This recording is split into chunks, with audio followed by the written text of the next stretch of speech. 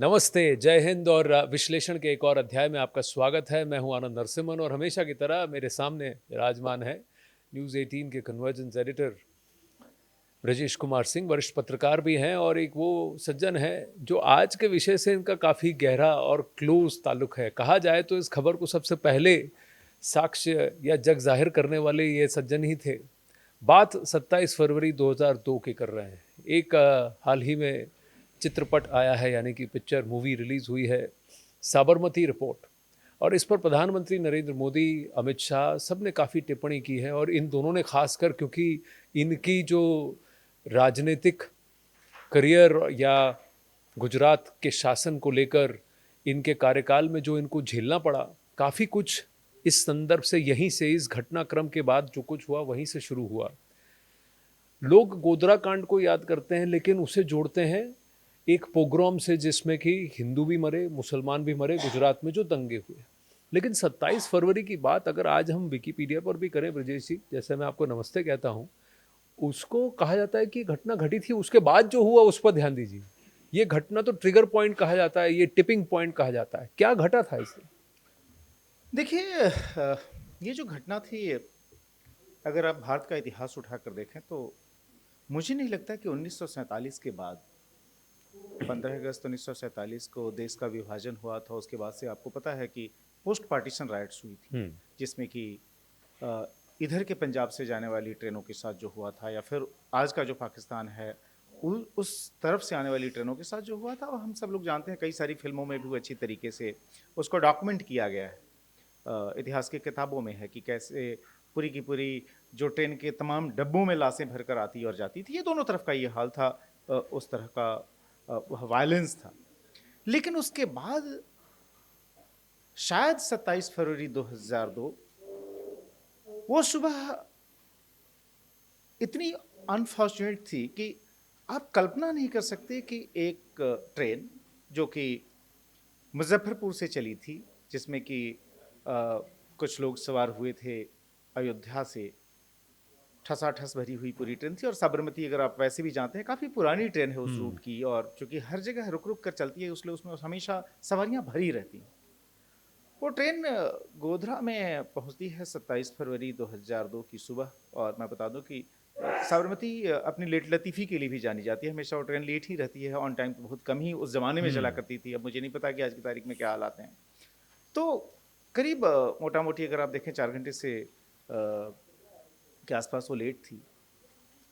जो सुबह वो घटना हुई कि किसी ट्रेन के डब्बे को एक तो पहले बाहर से पत्थरबाजी की जाए, और फिर जो है उसके अंदर पेट्रोल डालकर जला दिया जाए, और सारा कुछ 7 से 8 मिनट में हो जाए, कोई उस डब्बे से बाहर तक निकल ना पाए, और 58 लोगों की वहीं पर ऑन स्पॉट डेथ हो जाए।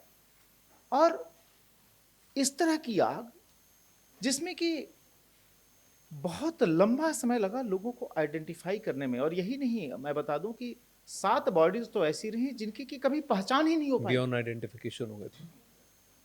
58 मैंने बताया, जो एक जी बड़ा कंफ्यूजन रहता है कि भाई 58 लोगों की डेथ हुई थी या 59 की। जी।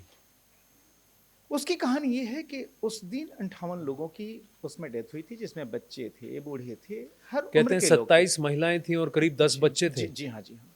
लेकिन जो 59th जो डेथ थी, वह उसके कुछ दिनों बाद हुई थी, क्योंकि वह एक सीरियस बर्निंग का केस था। आपको पता है कि सभी जी। लोग आग में ही झुलस कर मरे। तो एक सज्जन जो कि महसाणा के थे, उनको काफ़ी अधिक बर्न था, वो फाइनली उनकी हॉस्पिटल में डेथ हुई थी। तो इस तरीके से जो टोटल जो आंकड़ा है, जो हम साबरमती कांड कहते हैं या जिसको गोधरा कांड कहते हैं, बिकॉज गोधरा रेलवे स्टेशन के बाहर जो ए केबिन नामक जगह थी, वहाँ पर यह हादसा हुआ था। तो उसमें कुल 59 लोगों की जान गई थी। अगर हम बात करें 27 फरवरी 2002 की सुबह, आप 8 बजे के करीब समझ लें। तो आपको इस बारे में कब पता चला? आप उन पत्रकारों में से हैं जिन्होंने शायद इसको सबसे पहले रिपोर्ट किया था और आप वहाँ पहुँचे भी थे।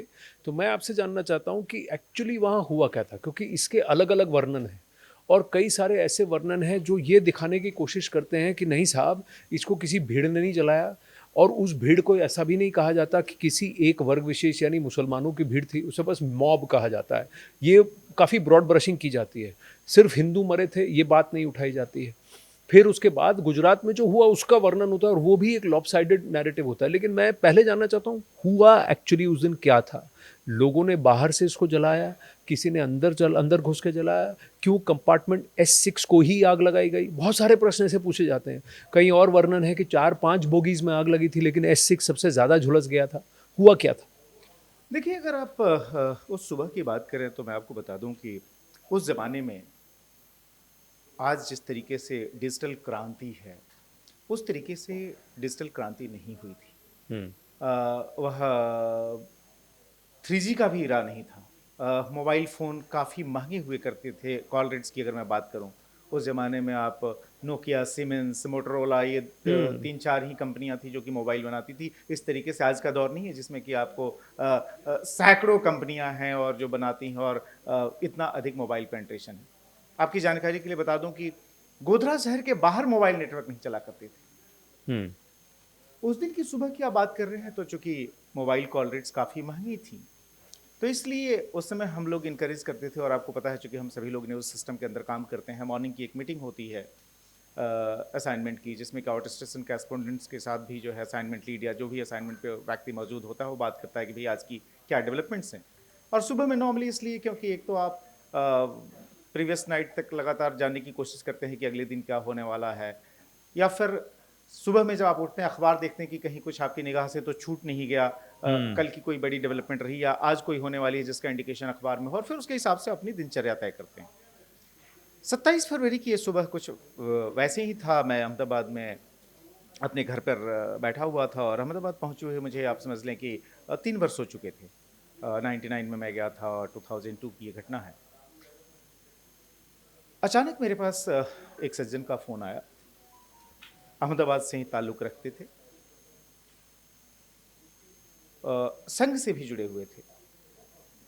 संघ का जो राष्ट्रीय स्वयंसेवक संघ की जो प्रचार इकाई है उससे जी। जुड़े हुए थे। उनका फ़ोन आया और बड़ा व्यग्रता भरा फ़ोन था कि ब्रजेश जी आप चेक करें, गोधरा में कुछ बहुत बड़ी गड़बड़ हो गई है कि हम लोग जानने की कोशिश कर रहे हैं, पता नहीं चल रहा। हम्म। उस ज़माने में जो स्टेट करेस्पॉन्डेंट्स हम जो थे, आप समझ लें कि हम्म। हम म्युनिसिपल कॉर्पोरेशन से लेकर आप जो बड़े-बड़े पॉलिटिकल डेवलपमेंट्स, मतलब एक तरफ आप असेंबली कवर करते थे, जी। सेक्रेटेरिएट कवर करते थे, और दूसरी तरफ आप म्युनिसिपल कॉर्पोरेशन की किसी इलाके में अगर गटर से पानी बाहर निकल रहा है उसकी भी आप स्टोरेज किया करते थे। तो एज़ ए रूटीन हम लोग जो सिटी पुलिस कंट्रोल रूम होता था या स्टेट पुलिस कंट्रोल रूम होता था, उनके नंबर्स ऐसे ज़हन में, आज मोबाइल का दौर नहीं था, उस समय आप नंबर्स याद करते थे, खट, खट, खट, खट आपने दबाया और जो है। तो जो पहली चीज़ मेरे ध्यान में आई, हमने कहा कि अच्छा चलो स्टेट कंट्रोल को लगाते हैं। हम्म। स्टेट कंट्रोल जाहिर है गांधीनगर में होता था, उसमें प्रीफिक्स जो है 232 होता था, क्योंकि गांधीनगर उस समय नंबर्स जो 5 डिजिट के हुआ करते थे। तो हमने लगाया और स्टेट कंट्रोल में जब अच्छा, चूंकि फ्रीक्वेंसी इतनी हाई होती थी, आप दिन में 10-10 बार बात कर रहे होते, तो ड्यूटी पर जो भी वहाँ पर ऑफिसर्स होते थे सबको पता ही होता था कि भाई आप हैं, और मतलब एक बोनहोमी भी क्रिएट हो जाती है।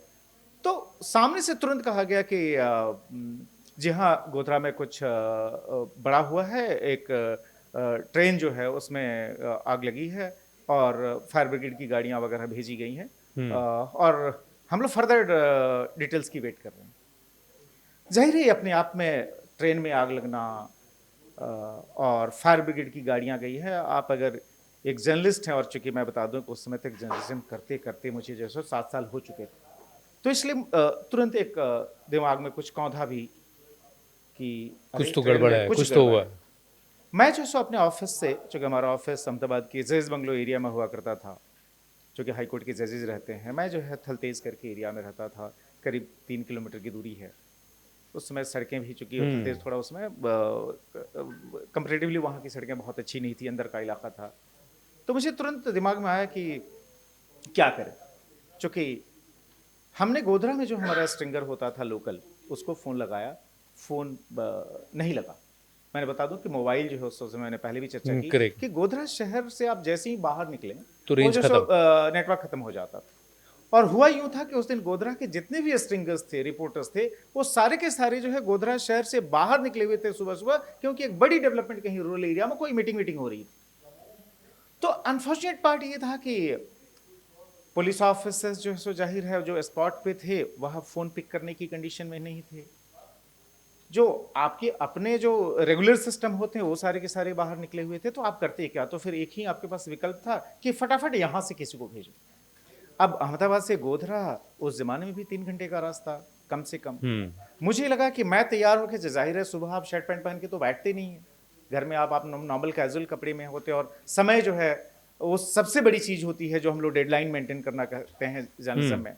तो मुझे ये कहा था कि मैं तैयार होकर भागो, उसके पहले जो है ऑफिस में मेरी गाड़ी जो है ऑफिस की गाड़ी लगी होती थी, और मुझे पता था कि मेरा ड्राइवर सुबह 7 बजे आ जाता है, तो मुझे ये पता था कि मेरी गाड़ी होगी। मैंने तुरंत अपने कलीग और उस समय आशीष जोशी हमारे सहयोगी थे जो कि होते थे, मैंने आशीष को फ़ोन किया। मैंने कहा आशीष कहाँ हो? बोला कि भाई साहब घर पर ही हूँ। अच्छा, वो जो है बिल्कुल ऑफिस के बगल में आशीष का रहना होता था। मैंने बताया लिटरली 10 मीटर, मतलब उस दीवार से इस दीवार तक। मैंने कहा तुम भाग के जो सो गाड़ी में बैठो, तुम जब तक पहुंचोगे मैं कैमरा पर्सन को बोल रहा हूँ, वो भी आ जाएगा। फिर मुझे दिमाग में आया कि कैमरा पर्सन को आने में देर होगी तो जो ड्राइवर होता था जिसको कि हमने अटेंडेंट बना रखा था वहां पर, चूंकि एक रेगुलर ड्राइवर हमारे पास दूसरा आ चुका था, उसको कैमरा आता था, तो हमने समय बचाने के लिए कहा कि ऐसा करो उसको लेके निकल जाओ ताकि तुम्हारा एक भी मिनट खराब ना हो। और मैं बता दूं कि आशीष ने लिटरली जो है शर्ट अपनी जो है उस टैक्सी में बांधी थी और ये सब गोधरा की तरफ भागे। जो वहां से, अच्छा तब तक चूंकि आप ये भी ध्यान रखें कि गुजरात विधानसभा चल रही थी। एक चीज रिकॉर्ड के तौर पे ये भी बता दूं कि नरेंद्र मोदी का इलेक्शन रिजल्ट, जो उस समय गुजरात के मुख्यमंत्री थे, वह सिर्फ 3 दिन पहले विधायक बने थे। 24 फरवरी 2002 को राजकोट 2 सीट का जो बाई इलेक्शन हुआ था उसके नतीजे आए थे, और वह बजट सेशन, आपको याद होगा कि फरवरी का सेशन जो है हमेशा बजट सेशन, चाहे जो है केंद्र में हो चाहे जो है राज्य में हो। तो वो जो है गुजरात विधानसभा का बजट सेशन चल रहा था, उस दिन गुजरात का बजट था।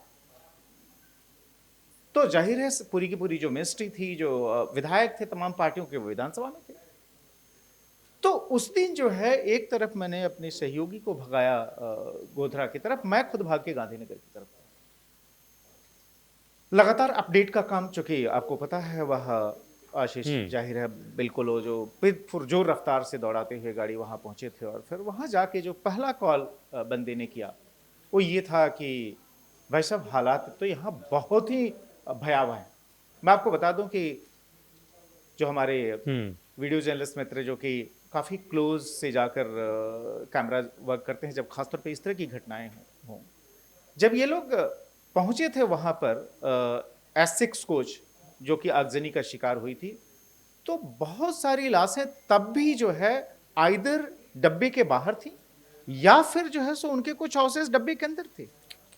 अब समझ लें कि जब उस डब्बे के अंदर घुसे हैं आप, जो बॉडीज जो जलती हैं, अगर आप घटना के 4-5 घंटे बाद, जी हाँ, महज 4 घंटे बाद, चूंकि घटना हुई घंटे भर के अंदर हमें पता चला, 3 घंटे में जो है हमारी टीम दौड़ के वहां पहुंची थी, तो आप 4 घंटे की बात बता रहा हूं। अब 4 घंटे बाद भी जो बॉडीज वहीं क्यों पड़ी हुई थी और क्या जो है हो रहा था, आप इमेजिन करिए। चूंकि जो है जैसे ही मॉब ने उसको बाहर से पत्थरबाजी की और अंदर से साजिशकर्ताओं ने जलाया, उसके बाद भी बहुत देर तक पत्थरबाजी चली थी, पर पुलिस को इन्फॉर्मेशन मिली थी, पुलिस आई थी, मॉब को भगाया गया था। उसके बाद से जो कोशिश की गई थी डीलिंग करने की ताकि वो आग ज्यादा आगे पीछे ना फैले, क्योंकि आपने कहा कि बाकी डब्बे, तो S5 में भी थोड़ा बहुत जो है सो लपटें गई थी, थोड़ी सी उधर S7 में भी गई थी, लेकिन इनमें बड़ा नुकसान नहीं हुआ था। जो कोर था वो S6 था, और आप कहेंगे कि भाई S6 को ही क्यों निशाना बनाया गया? अब उसका कारण ये था कि S6 में ज्यादातर रिजर्वेशन जो है अयोध्या और आसपास के इलाकों से थी। आपको पता है कि ट्रेन में कोटा होता है अलग अलग स्टेशन का, तो उसमें जो है ज्यादातर सीटें जो है वहीं से भरी थी, और जो साजिशकर्ता थे उनको ये पता था कि इस डब्बे में जो है मैक्सिमम कार सेवक सवार है, इसलिए S6 को निशाना बनाया गया। अब मैंने बताया कि जब ये टीम पहुंची थी 4 घंटे बाद घटना के, तो वहां पर साहब हालात ये थे कि जब ये उसको शूट करने के लिए, वीडियो कैप्चर करने के लिए, जब कैमरा पर्सन जो कि मैं बताऊं जो कि ड्राइवर टर्न कैमरा पर्सन था, उसने 4 बार वोमिट किया, उल्टियां कर दी, क्योंकि दुर्गंध इतनी अधिक थी। आशीष ने 3-3 बार किया, बिकॉज आप जस्ट इमेजिन करिए, एक बॉडी आप जलाने के लिए अगर आप किसी के अंतिम संस्कार में शामिल हों और जहां पर कि चंदन की लकड़ी वगैरह तमाम चीजें रखी जाती है जो दुर्गंध को कम करती है, वह तो जो आप रैक्सीन जला हुआ है, लकड़ी जली हुई है डब्बे के अंदर, और उसमें बॉडीज जली हुई, और वो भी एक क्लोज स्पेस में जहां पर कि हवा के बाहर निकलने के लिए बहुत गुंजाइश नहीं है, चूंकि लोगों ने तमाम जो खिड़कियां थी उसको बंद करके रखा था, चूंकि बाहर से पत्थरबाजी हो रही थी। तो एक तरफ पत्थर से बचने के लिए आपने खिड़कियां बंद कर दी और दूसरी तरफ अंदर से आकर पेट्रोल डाल के और आपको जला दिया गया। आपको इतना भी मौका नहीं मिला कि आप डब्बे से बाहर भी निकल पाते। 7 मिनट में पूरी घटना हो चुकी थी। तो ये जो है उल्टियां मार मार के किसी तरीके से शूट करके आसपास जो फायर ब्रिगेड के जो जवान थे, अधिकारी थे और पुलिसकर्मी थे, उनसे बातचीत करके वह टेप जो है आप समझिए कि दोपहर बाद करीब 3-4 बजे के आसपास पहुंची। और इस देश ने जो है साबरमती कांड या गोधरा कांड को जो है 27 फरवरी की शाम तक उसका वो कितना उसका फलक व्यापक है, कितनी वो घिनौनी घृणास्पद घटना थी, वो लोगों ने समझा। पर ये इसकी बात क्यों नहीं की जाती आज की तारीख में? अगर आप जब इसको सर्च करते हैं तो इसका वर्णन बहुत कम मिलता है, काफ़ी आपको गहरा सर्च करके देखना पड़ता है, क्योंकि सब 2 मार्च 3 मार्च 4 मार्च के बाद जो हुआ उसकी बात करते हैं। ये जो स्टोरी घुमाने की बात है, ये जो नैरेटिव घुमाने की बात, ये कहाँ से हुआ और ये क्यों हुआ?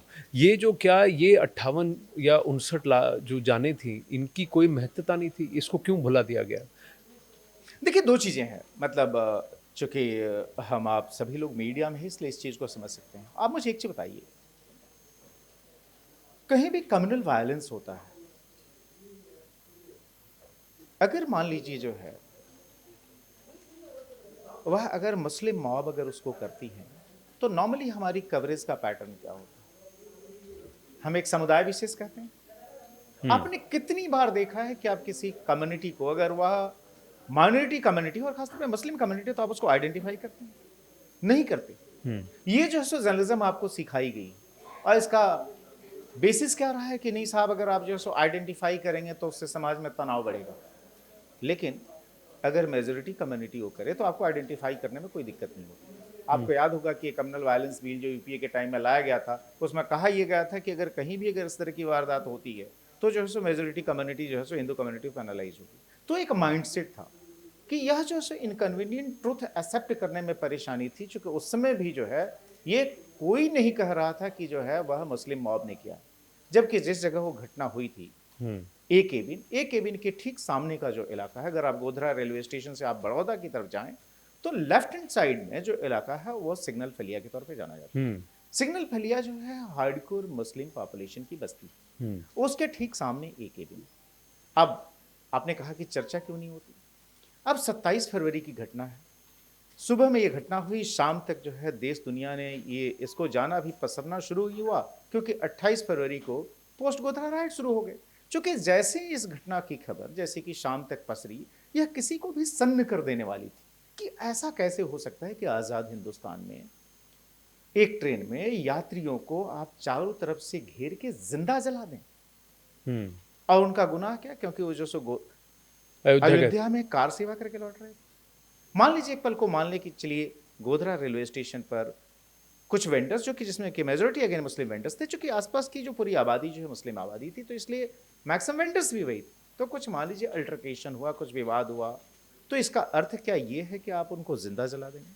चूंकि यह जो सो अपने आप में यह इतनी खौफनाक वारदात थी, जिसका एक रिएक्शन जो है वह रहा जो है पोस्ट गोधरा राइट्स, जिसमें कि चूंकि आप ध्यान रखिए कि मैक्सिमम लोग उसमें अहमदाबाद के थे जो मारे गए थे, जो 59 जो टोटल तो दंगे भी भड़के तो अहमदाबाद से जाहिर है शुरू। जो सो अहमदाबाद उसका सबसे बड़ा सेंटर रहा।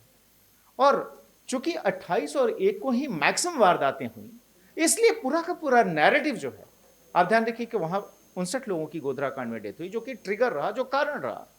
लेकिन जो उसके बाद जो राइट्स हुए अगले दिन से 28 फरवरी, उसके बाद से जो है वो कई फेज में हुए, लेकिन जो सबसे सीवियर राइट्स जो थे वो 28 फरवरी 2002 और 1 मार्च जो है 2002 को हुए थे। और कुल मिला के 1100 लोगों की डेथ हुई थी, और उसमें करीब 290 या 300 तो हिंदू थे। जी हाँ, ऐसा नहीं था कि सिर्फ और सिर्फ मुस्लिम उसके टारगेट थे। वो जो जब कम्युनल राइट्स होते हैं, वो अगेन आप जानते हैं जहां पर जिसका डोमिनेशन होता है वह जो है सो वहां पर लीड करता है, सामने वाले की ज्यादा जाने जाती है। तो इसलिए जो है ये घटना हुई दोनों का। और जहाँ तक मैं बता दूं, पुलिस की गोलियों से एक बहुत बड़ी बात कही जाती है कि साहब पुलिस चुपचाप तमाशा देखती रही, लेकिन अगर आप फैक्ट्स को देखें तो पुलिस की गोलियों से मैक्सिमम जो मारे गए थे सारे हिंदुज मारे गए थे। तो ऐसा नहीं है कि पुलिस ने प्रिवेंट करने की कोशिश नहीं की, लेकिन आप कहेंगे कि भाई स्केल, भाई अगर प्रिवेंशन की ही बात अगर कहें कि भाई प्रिवेंट अगर हो जाता तो फिर तो गोधरा भी प्रिवेंट हो जाता। करेक्ट। लेकिन अगर 8 मिनट में कोई वारदात हो जाए, एक केबिन पर हो, और आप रेलवे से अगर चलते हैं तो आपको पता जी। है कि मेन रेलवे स्टेशन और जो आगे के केबिन्स होते हैं उसके बीच में 1 किलोमीटर का करीब गैप होता है। वहां पर वो निर्जन बस्ती है, पुलिस की गाड़ी भी पहुंचने में, और पुलिस की गाड़ी को भी रोका गया था। पर इसमें एक और कई बात कही जाती है कि 2 कमीशन बैठे थे, पहले नानावटी कमीशन दो था। कमीशन नहीं, एक कमीशन, एक कमेटी। हाँ, एक कमीशन और एक चूंकि committee. Commission of inquiry act ये कहता है कि सेम ऑफेंस के लिए 2 कमीशन नहीं फॉर्म किए जा सकते, इसलिए नीतीश कुमार रेल मिनिस्टर थे जब गोधरा कांड हुआ था। आप याद करिए, वाजपेयी की सरकार थी, नीतीश कुमार रेल मंत्री थे, और नीतीश कुमार ने, चूंकि आप ध्यान रखिए कि नीतीश कुमार का भी सेकुलरिज्म और मुस्लिम वोट्स उनके लिए भी बहुत अहम थे, लेकिन चूंकि नियम के खिलाफ था, आप कर ही नहीं सकते थे। एक इंसिडेंट पर अगर एक जुडिशियल कमीशन फॉर्म हो गया है तो आप दूसरा नहीं फॉर्म कर सकते। 2004 में यूपी की सरकार आई, लालू यादव, जाहिर है उनका एमवाई समीकरण, मुस्लिम यादव समीकरण, उसी के जरिए जो है उनकी राजनीति चलती रही है। उन्होंने जबरदस्ती जो है एक कमीशन फॉर्म करने की कोशिश की। बताया गया कि भाई आप कमीशन फॉर्म कर नहीं सकते, तो उन्होंने एक हाई पावर कमेटी बना दी जस्टिस यूसी बनर्जी की अगुवाई में। और उस हाई पावर कमेटी का सोल एम ये था कि कैसे जो 2010 में जो बिहार के विधानसभा चुनाव होने वाले हैं, या उसके पहले 2009 के जो लोकसभा चुनाव है, उसमें उस कमेटी की रिपोर्ट को यूज करते हुए आप अपने लिए मुस्लिम वोट को जो है मोबिलाइज करें। तो वो जो है उन्हें, लेकिन उस कमेटी को भी गुजरात हाई कोर्ट ने अनकॉन्स्टिट्यूशनल ठहराया और उसको खारिज कर दिया था, उसके फॉर्मेशन को। तो एक ही कमीशन था, जो कमीशन पहले जस्टिस केजी शाह कमीशन के तौर पे जाना गया। बाद में सुप्रीम कोर्ट ने कहा कि आप उस कमीशन का जो स्ट्रक्चर है उसको थोड़ा और मजबूत कराइए। सुप्रीम कोर्ट के किसी जज को रखिए, रिटायर्ड जज को, उसमें जो है जस्टिस जीटी नानावटी को रखा गया। इसलिए वो जस्टिस केजी शाह कमीशन की जगह जस्टिस नानावटी कमीशन का नाम है। जब सुनवाई चल रही थी उसी समय जस्टिस केजी शाह की डेथ हो गई। Justice Akshay Mehta Gujarat high court के एक और रिटायर्ड जज थे, उनको लाया गया। इस तरीके से नानावटी मेहता कमीशन था, और उस नानावटी मेहता कमीशन ने 2 पार्ट में अपनी रिपोर्ट दी। पहली जो उनकी रिपोर्ट थी, जो पहला पार्ट था, उसमें उन्होंने गोधरा कांड को डील किया था। जो पोस्ट गोधरा रायट्स थे उसको उन्होंने दूसरे पार्ट में डील किया था। पहले पार्ट में उन्होंने साफ तौर पर ये कहा था अपनी फाइंडिंग्स के आधार पर कि गोधरा कांड यानी साबरमती ट्रेन के S6 डब्बे में 27 फरवरी 2002 की सुबह जो आग लगाई गई थी वह सुनियोजित साजिश का हिस्सा थी, जिसमें कि 59 लोगों की डेथ हुई थी। इसी चीज को सेशन कोर्ट, जो गोधरा की सेशन कोर्ट थी, उसने भी कंफर्म किया। और आप ध्यान रखिए कि वह जो है सो केस चैलेंज हुआ हाई कोर्ट में, सुप्रीम कोर्ट में, हर जगह वह केस टिका रहा। और यही नहीं, सुप्रीम कोर्ट ने जो एसआईटी फॉर्म की थी, उस एसआईटी ने भी गुजरात पुलिस के इन्वेस्टिगेशन पर 100% स्टाम्प पर अप्रूवल लगाया था, और उसी की वजह से ज्यादातर आरोपी छूट नहीं पाए, सबका कन्विक्शन हुआ और सुप्रीम कोर्ट तक रिटेंड है। तो ये सोची समझी साजिश थी, इसे करवाया किसने? एक दूसरा प्रश्न, क्या बतौर एक जर्नलिस्ट 7 साल के एक्सपीरियंस के साथ, करीब अब 3 दशक का एक्सपीरियंस आपका हो चुका है, क्या एक नैरेटिव को स्विंग करने की कोशिश की गई थी? क्या आपको कहा गया था कि कॉज पे मत फोकस करो, ट्रिगर पे मत फोकस करो, इफेक्ट पे फोकस करो, और सिर्फ एक तबके को, एक सेक्शन ऑफ सोसाइटी को आप विक्टिम बनाओ और दूसरे मरे जले कटे कोई फर्क नहीं पड़ता? क्या क्या बात थी कि जो विक्टिम्स थे उनकी शिनाख्त, उनकी डिटेल्ड लिस्ट, इसको आने में भी कितने साल लग गए? गोपाल गोस्वामी की मुझे उनका आर्टिकल याद है, फर्स्ट पोस्ट पे उन्होंने किया था, जब 41 विक्टिम्स को उन्होंने आइडेंटिफाई करके लिस्ट लगाई थी। क्या बात थी कि इन सबको भुला दिया गया? देखिए, मैंने कहा ना, 2 चीजें हुई। एक तो क्या पॉलिटिकली जो है यह शूट नहीं करता, और इसके पीछे मुझे लगता है कि 47 ऑनवर्ड्स की हिस्ट्री है, वो एक डिटेल्ड मेरे ख्याल से डिस्कशन का विषय है। क्योंकि देखिए, पार्टीशन जो है सो रिलीजियस ग्राउंड पे हुआ था, कम्युनल ग्राउंड पे हुआ था। उसके बाद से अगर इस देश में शांति बरकरार रखनी थी तो आपको उस कम्युनलिज्म या जो है सो कम्युनल बेसिस को धीरे धीरे वाइट वॉश करना था। तो लंबे समय तक जो है आपने, जाहिर है, उसको आपने अपनी हिस्ट्री को भी वाइट वॉश करने की कोशिश की, जिसमें कि आपने पूरे मुस्लिम पीरियड को उसको भी जो है आपने जितना उसको जो है सो आप क्लीन करने की कोशिश कर सकते थे, आपने किया। दूसरा, चूँकि नेहरूवियन इरा रहा, उसके बाद से जो है सो जो सो कॉल्ड सेकुलर पॉलिटिक्स है उसके सहारे राजनीति चली, तो उसमें एक माना गया कि नहीं, आप उसको वोट बैंक के तौर पे रखें। और जाहिर है, पहले चूँकि शुरुआती 1-2 दशक अगर आप देखेंगे तो इवन मुस्लिम कम्युनिटी के अंदर भी एक कहीं ना कहीं गिल्ट का भाव था कि भाई हमारी वजह से पार्टीशन हुआ, तो उसने अपने को वोट बैंक के तौर पर, बल्कि लाइंग लो, बाद में चूंकि जब कांग्रेस ने जब उसको वोट बैंक के तौर पर कन्वर्ट किया, वहां से होते होते आज ये हो गया है कि अगर हम पाकिस्तान के फेवर में होते तो जो है एरिया लखनऊ तक होता पाकिस्तान का। दरअसल ये बयान देने वाले लोग ये भूल जाते हैं कि मुस्लिम लीग को कभी भी आज के पाकिस्तान में समर्थन नहीं मिला। जी, करेक्ट। मुस्लिम लीग को समर्थन, और जो 47 के पार्टीशन के ठीक पहले मुस्लिम लीग जो मजबूत हुई, वो आज का जो उत्तर प्रदेश है, आज का जो मध्य प्रदेश है, आज का जो बिहार है, इन इलाकों में मुस्लिम लीग को कंप्लीट सपोर्ट मिला था, जिसकी वजह से इस देश का पार्टीशन हुआ। जो लोग ये कहते हैं कि हमारे पुरखों ने यहाँ रहना चूज किया, वह भी एक बड़े डिबेट का विषय है। सच्चाई क्या है?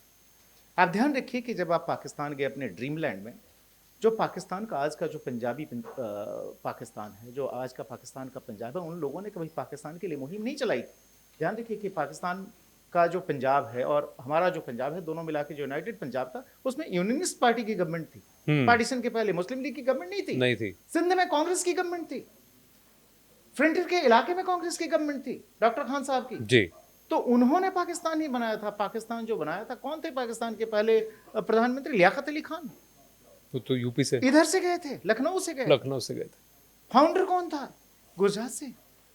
तो ये जो है वो एक अलग नैरेटिव है, उस पर मत जाएं। लेकिन चूंकि इनकन्वीनियंट ट्रूथ था, और दूसरा क्या कि 2002 में ये घटना हुई, वाजपेयी की सरकार सेंटर में थी, गुजरात में बीजेपी की सरकार थी नरेंद्र मोदी की अगुवाई में, तो जाहिर है अपोजिशन को अगर अटैक करना हो तो जाहिर है वो गोधरा को व्हाइट वॉश करेगा, पोस्ट गोधरा को ही बल देगा। और मुझे लगता है कि उसमें की जो एनजीओज थी, जो कई सारी जो कम्युनल बॉडीज थी, जमीयत से लेके तमाम, उनके लिए कन्वीनियंट था कि आप गोधरा पर फोकस न करें, आप पोस्ट गोधरा पे फोकस करें। और मुझे लगता है कि जो इंटरनेशनल प्रेशर और टैक्टिक्स होती है, आप ध्यान रखिए कि 98 में आपने पोखरण किया था, और ये बहुत बड़ा इरिटेंट था वेस्टर्न ब्लॉक के लिए। आप यूएस को देखिए, 2005 में नरेंद्र मोदी को यूएस जाना था, गुजराती समाज का एक कार्यक्रम था, वीजा डिनाई किया गया।